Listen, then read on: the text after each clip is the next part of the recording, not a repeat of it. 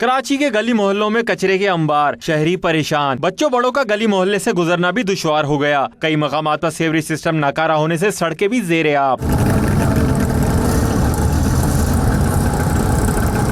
कुछ मकामात पर ईद उल अज़हा पर कुर्बान किए जानवरों की आलाइशें भी नहीं उठाई गईं। शहरी कहते हैं सांस लेना भी दुश्वार हो गया है। गंदगी इतनी है, खड्डे हैं और पानी भरा हुआ है और जानवर भी मरे हुए। यहाँ पे जानवर मरे हुए, बदबू इतनी आती है।